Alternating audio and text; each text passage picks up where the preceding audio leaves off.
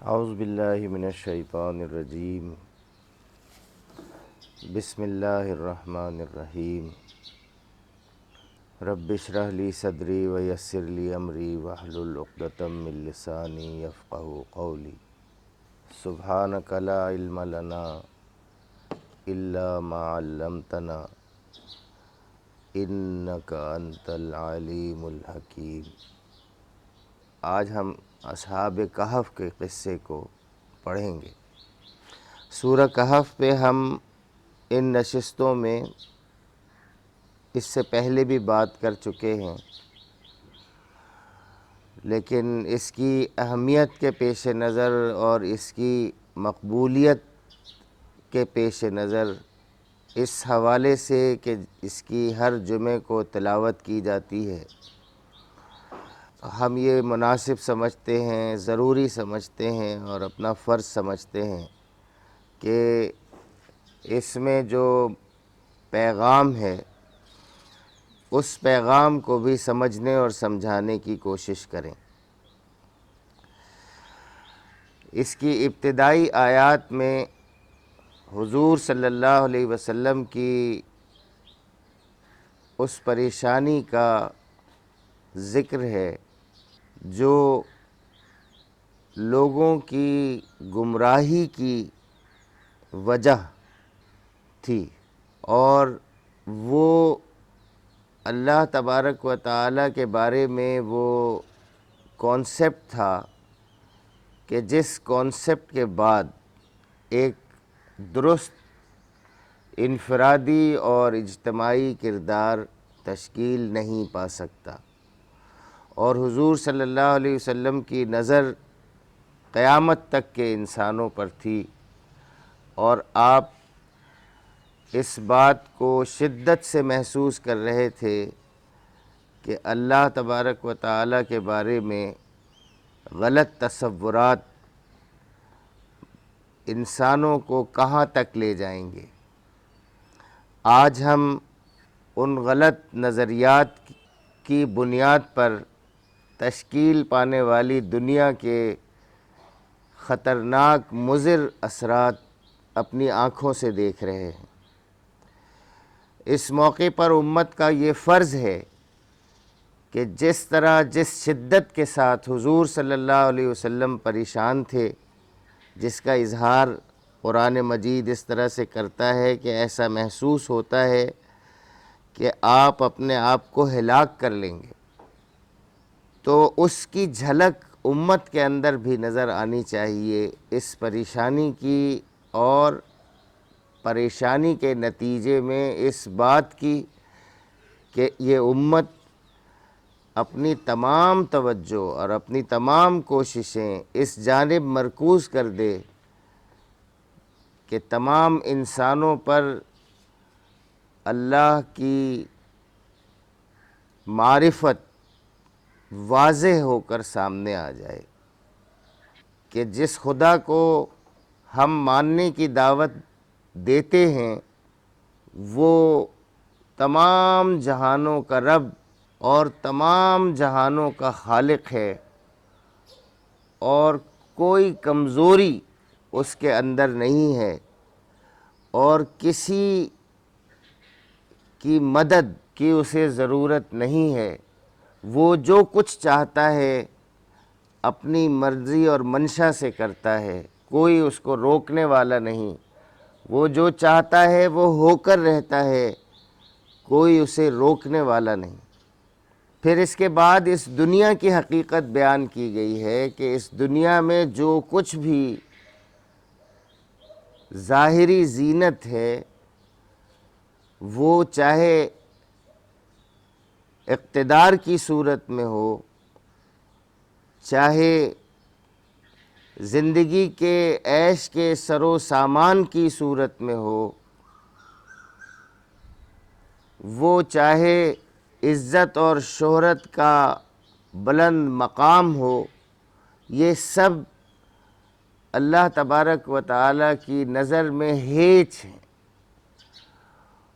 اور جس طرح اللہ کی نظر میں ہیچ ہیں، اسی طرح سے اللہ کے بندوں کی نظر میں بھی ہیچ ہونے چاہیے، اور اللہ کا منشا اور اس کی رضا اگر اس بات میں ہے کہ تمام انسانوں تک پیغام وضاحت کے ساتھ پہنچ جائے، تو اللہ کے ماننے والوں اور اللہ کے بندوں کا بھی فوکس اسی میں ہونا چاہیے کہ پیغام پہنچ جائے، درست انداز میں پہنچ جائے، اور اس پیغام کو پہنچانے میں ہم سد راہ نہ ہوں، ہم رکاوٹ نہ ہوں۔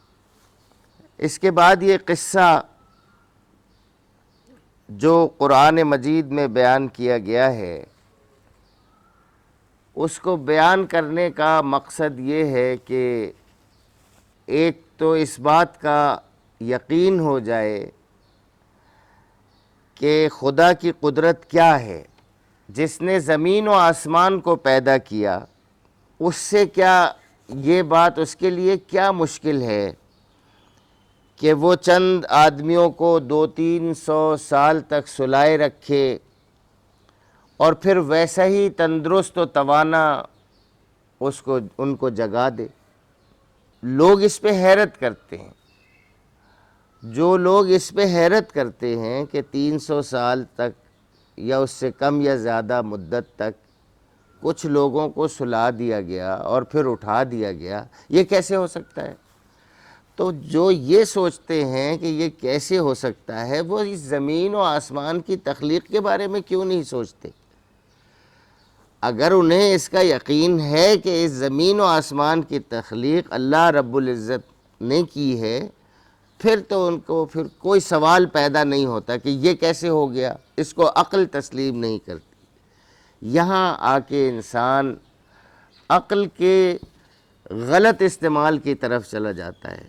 عقل اللہ تعالیٰ نے دی ہے انسان کو، اور اس کا درست استعمال کس بات میں ہے کہ وہ اس کائنات پہ غور کرے، اور اس پہ غور کرے کہ یہ کائنات بنانے والا کتنا زبردست اور کتنی زبردست شان والا ہے، اور پھر یہ یقین کرنے کے بعد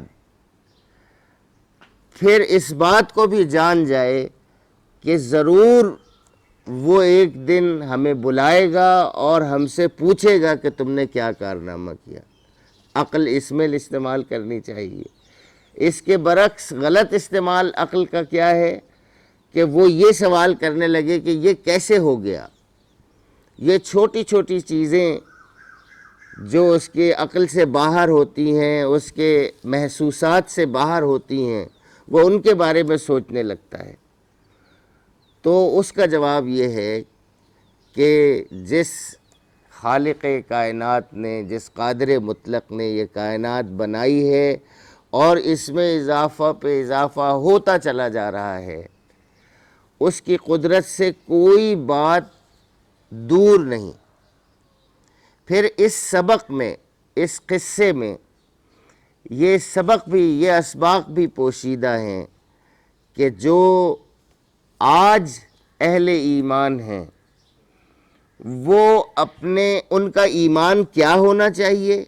نمبر 1، اپنے ایمان کی حفاظت کے لیے انہوں نے کیا کیا تھا اور اس کو ڈاکومنٹ کر دیا ہے، تو اس کا مطلب کیا ہے کہ آپ اپنے ایمان کی حفاظت کرنے کے لیے ان سے راہ پا سکتے ہیں، ان سے سیکھ سکتے ہیں۔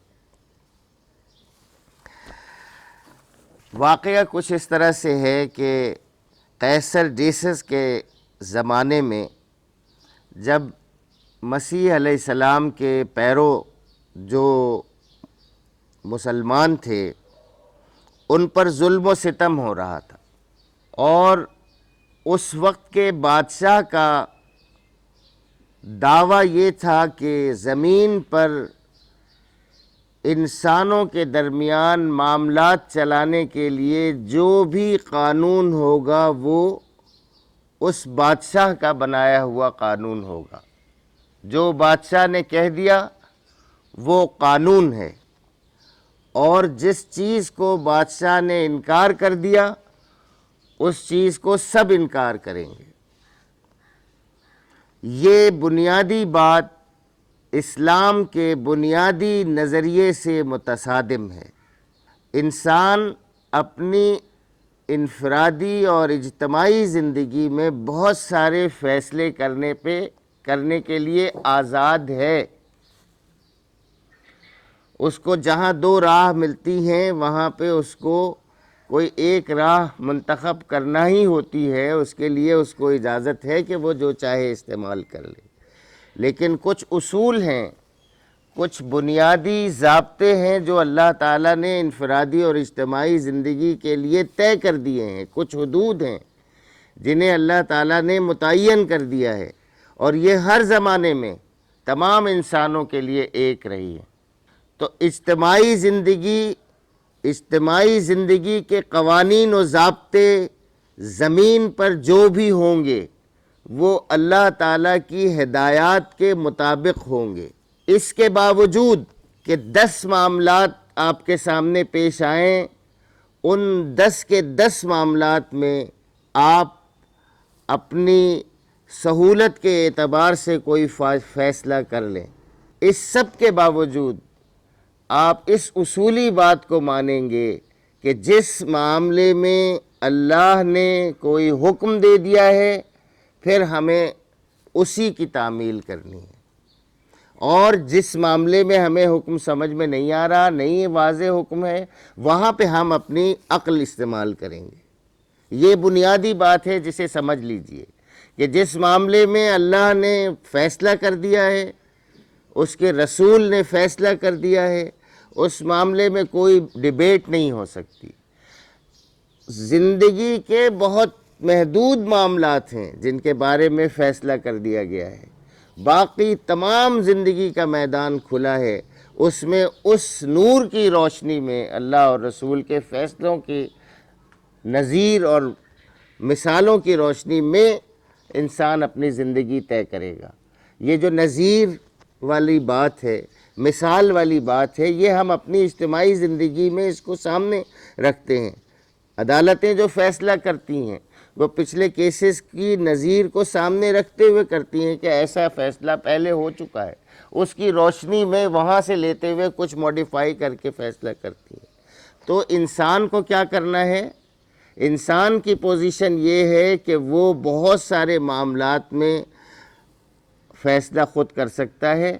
اصولی طور پر اسے یہ بات تسلیم کرنی ہوگی کہ حکم اللہ کا ہوگا، اللہ کا حکم جہاں آ گیا، اس کے رسول کا حکم جہاں آ گیا، وہاں اس سر تسلیم خم کرنا ہے، اور اس کے بعد جو روزمرہ زندگی کے مسائل ہیں، آج اگر سورج نہیں نکلا ہے تو کس طرح سے زندگی گزارنی ہے آج کے دن، یا 10 دن اگر سورج نہیں نکلنے والا ہے تو کیا کرنا ہے، یا سورج کی تپش بہت زیادہ ہو گئی ہے، قابل برداشت نہیں رہی ہے تو کیا کرنا ہے۔ یہ سارے معاملات انسان اپنی عقل سے کرے گا، لیکن اصولی طور پر مانا کیا جائے گا کہ اللہ کا حکم وہی چلے گا۔ یہ بات اس سے انکار کر رہا تھا اس وقت کا بادشاہ، وہ کہہ رہا تھا کہ نہیں، جس معاملے میں جو بھی حکم ہوگا وہ میرا ہوگا۔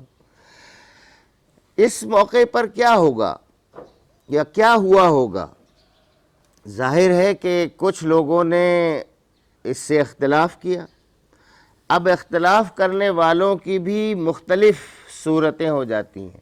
بعض لوگ کھڑے ہو کے اسی وقت انکار کر دیتے ہیں، بعض لوگ اپنے انکار کو اپنے دل میں رکھتے ہیں، اور بعض لوگ بلکہ اکثریت دل و جان سے اس بادشاہ کی حکم کی اطاعت کرتی ہے۔ آپ سمجھ لیجئے کہ اسی طرح کے 3 گروہ وہاں پہ پیدا ہو گئے۔ اکثریت وہ جس نے بادشاہ کے حکم کو مانا، جس کی لاٹھی اس کی بھینس، انہوں نے اپنی انسانیت کو قربان کیا، جانوروں کی طرح ہو گئے اور بادشاہ کے حکم کی اطاعت کر لی۔ کچھ لوگ ایسے تھے جو اس کو دل سے محسوس کرتے تھے کہ یہ غلط ہے، یہ نہیں ہونا چاہیے، لیکن انہوں نے خاموشی اختیار کی۔ ایک مناسب وقت کے لیے انہوں نے خاموشی اختیار کی اور اپنے آپ کو لائف میں اب یہ خاموشی کو سمجھ لیجئے کیا کریں گے. خاموشی اختیار کرنے والے جو سوشل لائف ہے، جو پولیٹیکل لائف ہے، اس میں پیسو ہو جائیں گے، ایکٹیو نہیں رہیں گے. اس میں کیا ہو جائیں گے؟ پیسو ہو جائیں گے، ایکٹیو نہیں رہیں گے. یعنی اسی سسٹم میں اپنے لیے راستے تلاش کرنے کی کوشش نہیں کریں گے، کم سے کم خاموش ہو جائیں گے. اور بہت کم ناگزیر حد تک جس سوشل لائف، جس پولیٹیکل لائف، جس اکنومیکل لائف میں ان کو لازمی زندگی گزارنے کے لیے، زندہ رہنے کے لیے حصہ لینا ہے، اسی میں حصہ لیں گے. اسی میں ایسا نہیں ہوگا کہ سارے دسترخوان انہی لوگوں کے معیار کے مطابق ہوں، ساری بلڈنگیں انہی لوگوں کے معیار کے مطابق ہوں، سارے عیش دنیا کے انہی لوگوں کے مطابق ہوں جو اس زمینی بادشاہ کے حکم کے مطیع فرمان ہیں. اور تیسری بہت محدود تعداد ایسے لوگوں کی ہوگی جو علل اعلان کہیں گے کہ ہمارا رب تو اللہ ہے جس نے اس کائنات کو تخلیق کیا. ایسے ہی چند لوگوں کا ذکر اس کتاب میں ہے جنہیں ہم 7 سلیپرز، گبن نے جن کا نام 7 سلیپر رکھا ہے، اور ہم اصحاب کہف کے نام سے یاد کرتے ہیں. تو میں پھر ایک مرتبہ دہرا دوں کہ جب زمین پر کوئی اپنی حکومت، اپنی بادشاہی کا اقرار کرتا ہے، اظہار کرتا ہے، اعلان کرتا ہے، دعویٰ کرتا ہے، تو 3 گروہوں میں تقسیم ہو جاتے ہیں انسان. ایک وہ اکثریت جو کہ دل و جان سے ان کی بات مانتی ہے، اس لیے کہ اسے اپنی روزی روٹی کی فکر ہوتی ہے، اپنے عیش کی اسی دنیا کو وہ سب کچھ سمجھتے ہیں. ایک وہ لوگ ہیں جو اس کو غلط سمجھتے ہیں لیکن اس کا علل اعلان انکار نہیں کرتے. ان کا فرض یہ بنتا ہے کہ اس سوسائٹی میں وہ اس طرح سے مدغم نہ ہو جائیں، شامل نہ ہو جائیں جس طرح سے وہ دوسرے لوگ ہیں. وہاں پہ ان کی لائف پیسو لائف کے طور پہ ہوگی. اور تمام انبیاء کی آپ زندگی دیکھ سکتے ہیں کہ جب اعلان کیا ہے انہوں نے نبوت کا، اس سے پہلے کہ ان کی زندگی خاموش زندگی، پیسو زندگی رہی ہے. اور تیسرے وہ لوگ، چند لوگ ہوں گے جو علل اعلان انکار کریں گے. ان کو بھی کیا کرنا چاہیے یا انہوں نے کیا کیا وہ آپ کے سامنے پیش کر دیا گیا ہے. میں آپ کے سامنے پہلے اس کا ترجمہ پڑھتا ہوں. کیا تم سمجھتے ہو کہ غار اور کتبے والے ہماری کوئی بڑی عجیب نشانیوں میں سے تھے؟ جب وہ چند نوجوان غار میں پناہ گزین ہوئے اور انہوں نے کہا کہ اے پروردگار ہم کو اپنی رحمت خاص سے نواز اور ہمارا معاملہ درست کر دے، تو ہم نے انہیں اسی غار میں تھپک کر سالہ سال کے لیے گہری نیند سلا دیا. پھر ہم نے انہیں اٹھایا تاکہ دیکھیں ان کے 2 گروہوں میں سے کون اپنی مدت قیام کا ٹھیک شمار کرتا ہے. ہم ان کا اصل قصہ تمہیں سناتے ہیں. وہ چند نوجوان تھے جو اپنے رب پر ایمان لے آئے اور ہم نے ان کو ہدایت میں ترقی بخشی.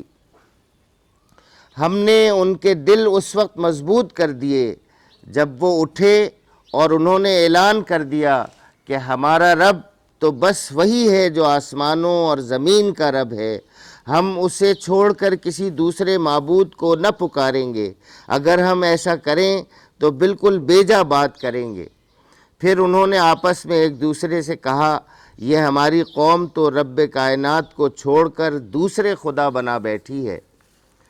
یہ لوگ ان کے معبود ہونے پر کوئی واضح دلیل کیوں نہیں لاتے؟ آخر اس شخص سے بڑا ظالم اور کون ہو سکتا ہے جو اللہ پر جھوٹ باندھے؟ اب جب کہ تم ان سے اور ان کے معبودان غیر اللہ سے بے تعلق ہو چکے ہو تو چلو اب فلاں غار میں چل کر پناہ لو، تمہارا رب تم پر اپنی رحمت کا دامن وسیع کرے گا اور تمہارے کام کے لیے سر و سامان مہیا کر دے گا. یہ جو میں نے آپ سے عرض کیا کہ پیسو ہو جائیں گے وہ، آپ دیکھیے یہاں ان لوگوں کی زبان سے یہ بات کہلائی جا رہی ہے کہ دیکھو اب تمہاری پوزیشن یہ ہے اس وقت کہ تم ان کے معبودان غیر اللہ سے بے تعلق ہو چکے ہو، یعنی اس سسٹم میں تم اپنا کوئی حصہ لینا نہیں چاہتے۔ اس سسٹم میں جو بھی عیش عشرت اور جو بھی ترقی کے امکانات، شہرت، قیادت، اس کے امکانات ہیں، ان میں تم ان کی طرح سے حصہ نہیں لینا چاہتے۔ تو پھر ایسا کرتے ہیں کہ اب ہم اپنے ایمان کی حفاظت کے لیے، چونکہ ہم اعلان کر چکے ہیں، تو ہم اپنے ایمان کی حفاظت کے لیے کسی جگہ کسی غار میں جا کر چھپ جاتے ہیں۔ تم انہیں غار میں دیکھتے تو تمہیں یوں نظر آتا کہ سورج جب نکلتا ہے تو ان کے غار کو چھوڑ کر دائیں جانب چڑھ جاتا ہے۔ اچھا، اب ایک طرف تو یہ ہے کہ ان لوگوں کی حکمت، انہوں نے یہ اعلان کر دیا کہ اللہ ایک ہے، لا الہ الا اللہ، تو اس کے بعد اس کے نتیجے میں انہیں قتل ہو جانا تھا آگے۔ انہوں نے قتل ہونا اس سے بہتر یہ سمجھا کہ یہ ان کی دسترس سے دور ہو جائیں، اور اس کے بعد کوئی اسٹریٹجی بنائیں کہ کیا کرنا ہے۔ اب ایسا نہ ہو، اتنا آسان نہ سمجھیں کہ بس ہم کھڑے ہو جائیں اور وہ ہمیں گولی مار دیں، اتنا آسان نہ سمجھیں۔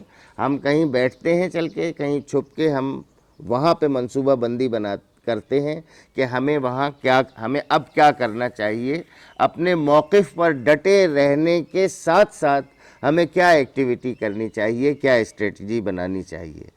دوسری طرف اللہ تبارک و تعالیٰ کا انتظام دیکھیے کہ یہاں پہ ان کو جو 300 سال تک زندہ رکھا گیا ہے، 300 سال یا اس سے زیادہ یا اس سے کم، جتنی بھی مدت، اس میں اللہ تبارک و تعالیٰ یہ فرما رہے ہیں آگے کہ ہم نے کیا کیا انتظام کیے۔ صرف یہ بھی آپ فرما سکتے تھے کہ بس ہم نے ان کو سلا دیا اور پھر ہم نے ان کو اٹھا دیا، کوئی بیچ میں بات نہیں ہوتی، لیکن یہاں ڈیٹیل سے بتایا جا رہا ہے کہ کس طرح سے ہم نے ان کی زندگی کا تحفظ کیا۔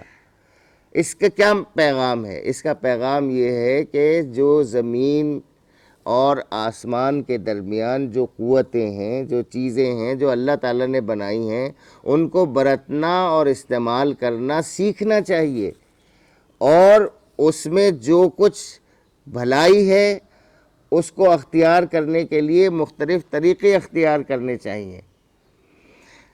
بتا رہے ہیں کہ تم انہیں غار میں دیکھتے تو تمہیں یوں نظر آتا کہ سورج جب نکلتا ہے تو ان کے غار کو چھوڑ کر دائیں جانب چڑھ جاتا ہے، اور جب غروب ہوتا ہے تو ان سے بچ کر بائیں جانب اتر جاتا ہے۔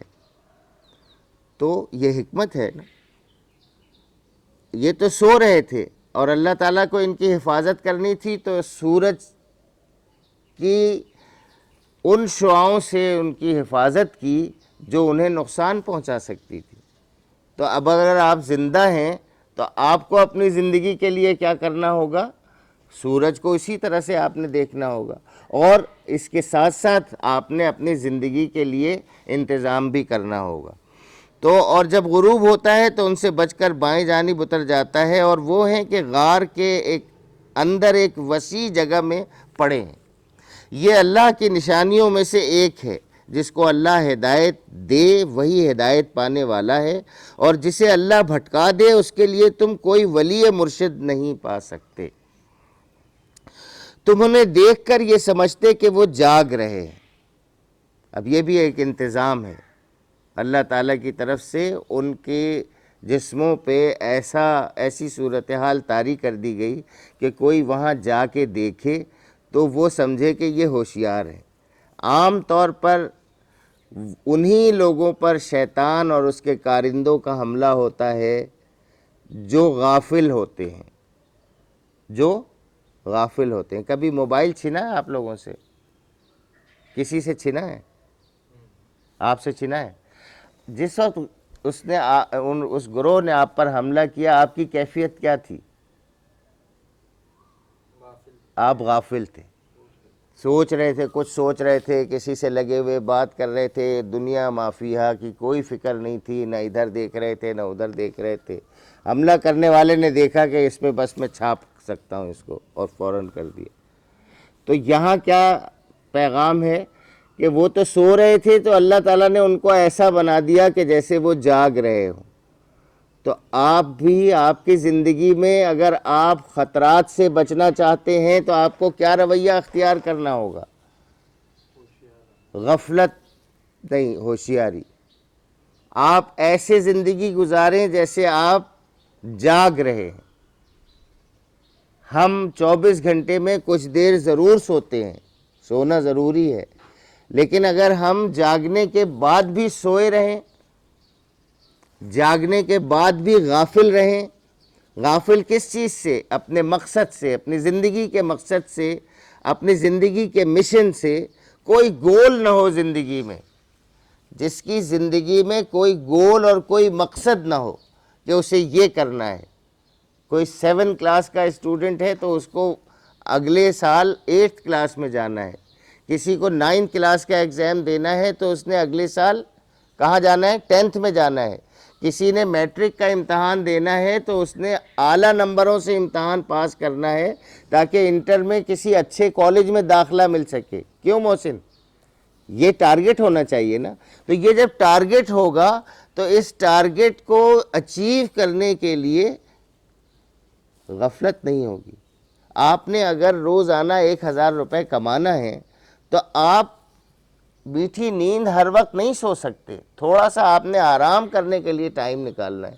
یہاں کیا پیغام کہ آپ اس کی تلاوت کرتے رہیں اور آپ اس سے مقصد نہیں سمجھیں. یہاں تو اللہ تعالیٰ کر رہا ہے کہ وہ بندے سو گئے تھے، پھر بھی ہم نے ان کو ایسا بنایا کہ کوئی دیکھے تو یہ نہ سمجھے کہ یہ غافل سوئے ہوئے لوگ ہیں، یہ جاگ رہے ہیں.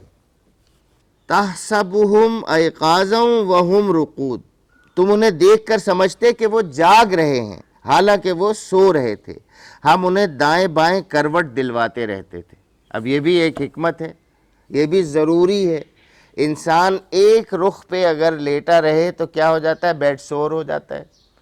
تو جو تیماردار ہوتے ہیں وہ کیا کرتے ہیں؟ کروٹ اس کو دلواتے رہتے ہیں. بزرگ آدمی اگر کوئی بیمار پڑا ہوا ہو تو اس کی کمر میں زخم نہ ہو جائے اس کو کروٹ دلواتے رہتے ہیں. اللہ تعالیٰ کی محبت دیکھیں اپنے بندوں سے کہ ان کو کروٹ دلواتے رہتے تھے کہ کہیں وہ ایک ہی طرح سے پڑے رہنے کی وجہ سے بیڈ سور کا شکار ہے. یہاں پھر آپ یہ باندھ لیں آپ کہ آپ کو روزمرہ زندگی میں جو قوانین ہیں ان کو ضرور ملحوظ رکھنا ہوگا. آپ اللہ کا نام لے کے اور تسبیحات پڑھتے پڑھتے آپ لیٹے نہیں رہیں گے. لیٹے رہیں گے تو کتنی ہی تسبیحات پڑھتے رہیں اور کتنی ہی بار سورہ کہف پڑھتے رہیں، آپ کی کمر میں زخم ضرور ہو جائے گا. تو آپ کو کیا کرنا ہوگا؟ دائیں بائیں کروٹ لینی ہوگی. وہ نہیں لیں گے تو یہ کوئی جادو منتر نہیں ہے کہ آپ اس کو پڑھتے رہیں اور آپ کی کمر ٹھیک ہو جائے، کمر ٹھیک رہے.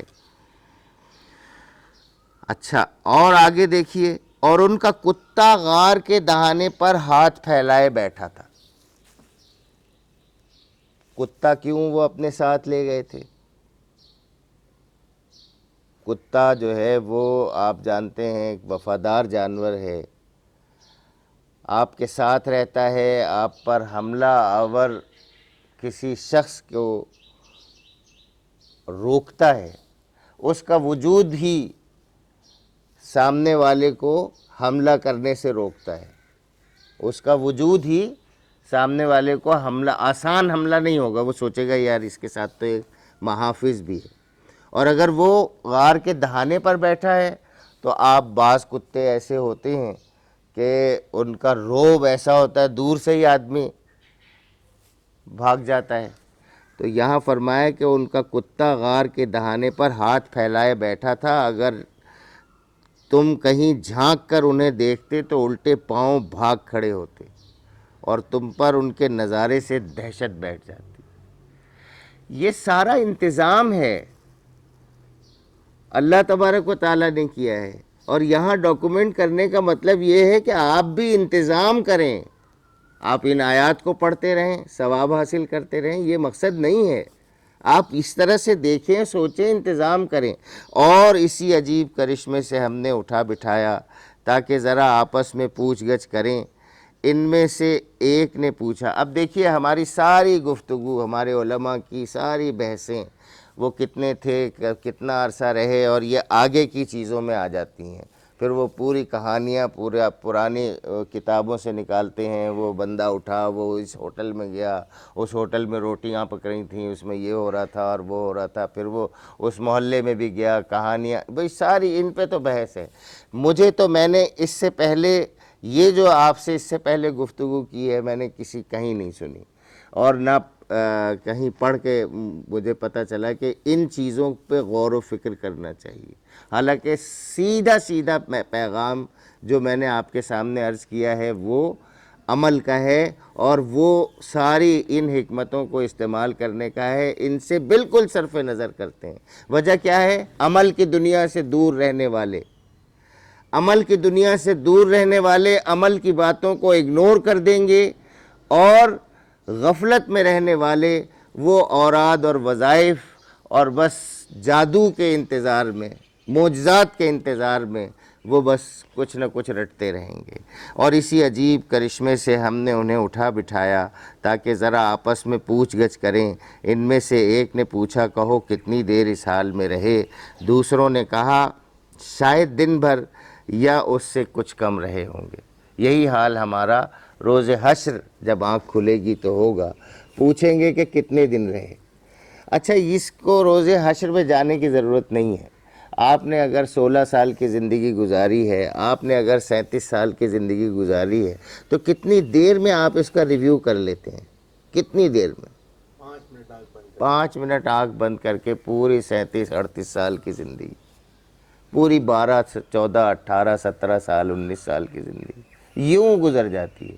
اگر فرض کریں کسی کی ٹانگ کٹ گئی تھی، ہڈی ٹوٹ گئی تھی، اور وہ مہینوں بری حالت میں رہا تھا، تب بھی اس کی یاد ایک لمحے کی، میرے مرحوم دوست جنید زاہدی شہید ایک درس میں انہوں نے یہ بات بتائی تھی کہ کتنی ہی تکلیف انسان کے اوپر گزری ہو، جب وہ گزر جاتا ہے وقت تو اس کے بعد ایک لمحے کی یاد رہ جاتی ہے، ورنہ ایسا لگتا ہے کہ جیسے وہ یہ ٹوٹی ہوئی ٹانگ کے ساتھ ہی زندہ پیدا ہوا تھا اور اسی کے ساتھ ختم ہو جائے گا۔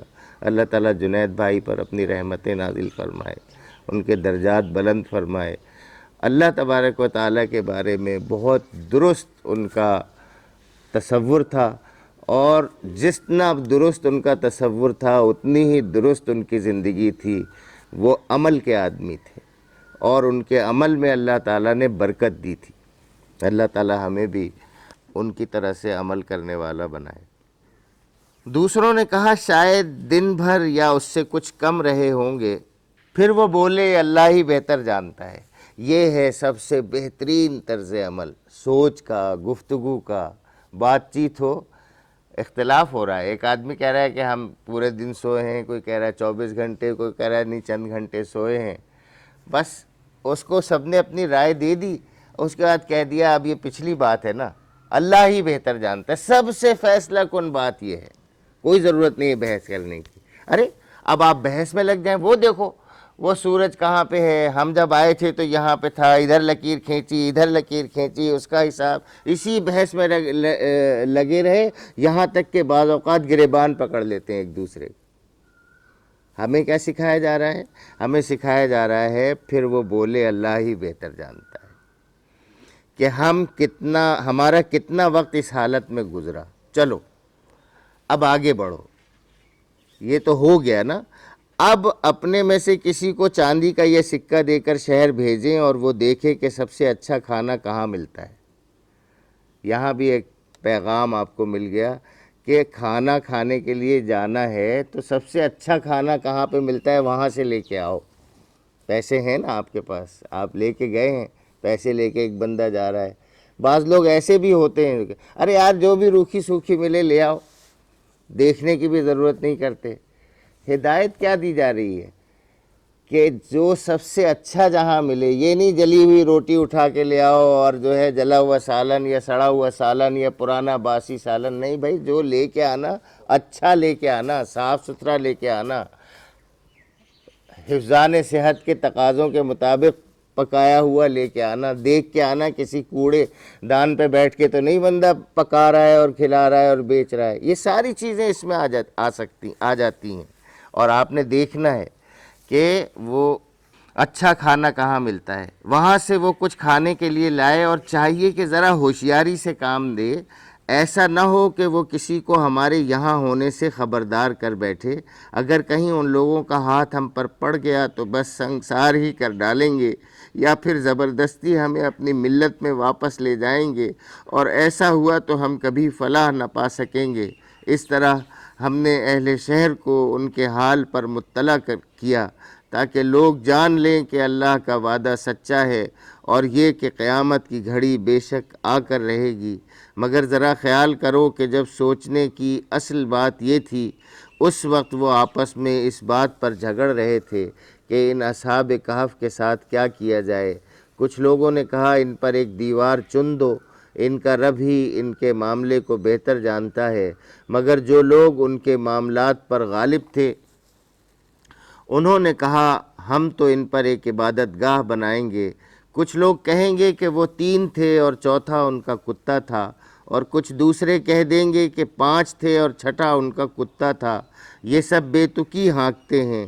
کچھ اور لوگ کہتے ہیں کہ 7 تھے اور 8واں ان کا کتا تھا. کہو میرا رب ہی بہتر جانتا ہے کہ وہ کتنے تھے.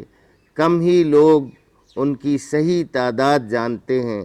پس تم سرسری بات سے بڑھ کر ان کی تعداد کے معاملے میں لوگوں سے بحث نہ کرو، اور ان کے متعلق کسی سے کچھ پوچھو.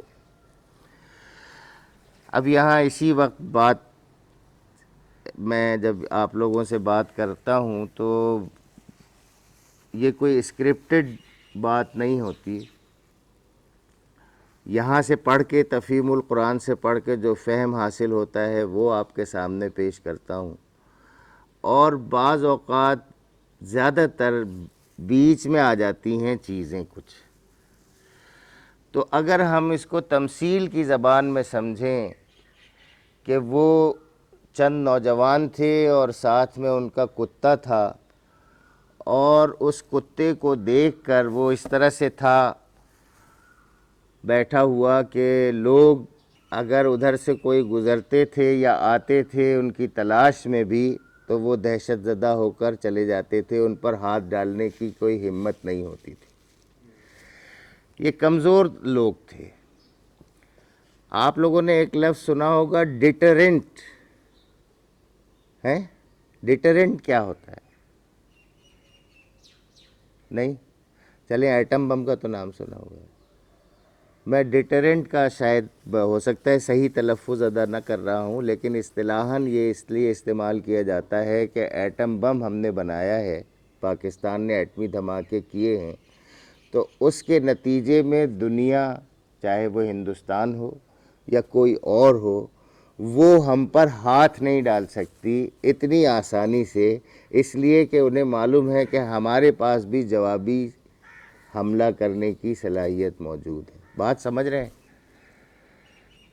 تو ذرا سا اپنے حالات سے انطباق کرنے کی کوشش کریں کہ آپ اس وقت کس کمزوری کی حالت میں ہیں، اور آپ کے ایٹم بم کی حالت اس کتے کی حالت وہ پوزیشن ہے کہ اس نے آپ پر ہاتھ ڈالنے سے روکا ہوا ہے، لیکن بہرحال آپ ہیں کمزور حالت میں.